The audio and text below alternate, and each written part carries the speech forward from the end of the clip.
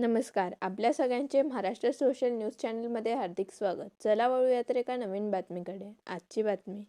धुळ्यात गोरक्षकांनी महानगरपालिकेच्या कचरा वाहतूक करणाऱ्या ट्रॅक्टरचा पाठलाग करून तो पकडला. ट्रॉलीमध्ये जनावरांचे अवशेष असल्याचा दावा करत वाहन पोलिसांच्या ताब्यात देण्यात आले. बकरी ईदच्या पार्श्वभूमीवर बेकायदेशीर कत्तलींचा आरोप करत ही कारवाई करण्यात आली. पोलिसांनी ट्रॅक्टर ताब्यात घेत तपास सुरू केला असून संबंधित साहित्याची पडताळणी केली जात आहे. सर्वांना जय श्रीराम.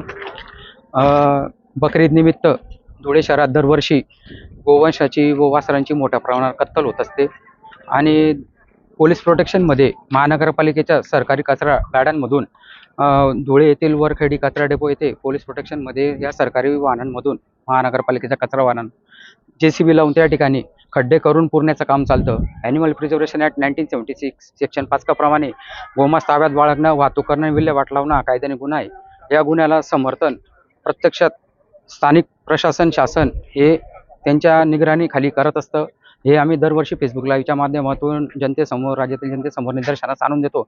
आमच्यावर गोरक्षकांवर खोटे गुन्हे दाखल होतात, 353 गुन्हे दाखल करतात आणि आम्हाला मारहाण देखील केलेली आहे पोलीस स्टेशनमध्ये. त्या संदर्भात कोर्टाला पुरावे देखील दिलेले आहेत आणि हे सर्व प्रकार धुळे शहरात मोठ्या प्रमाणावर चालत असतात, दरवर्षी होतात.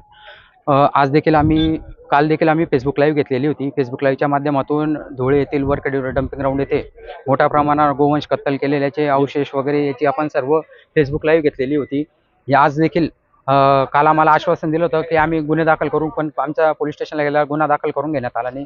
म्हणून आज आम्ही पुन्हा आम्हाला गुप्त बातमीद्वारे माहिती मिळाली की अशी वाहतूक गोमांसाची वाहतूक मोहल्ल्यामधून ही सुरू आहे.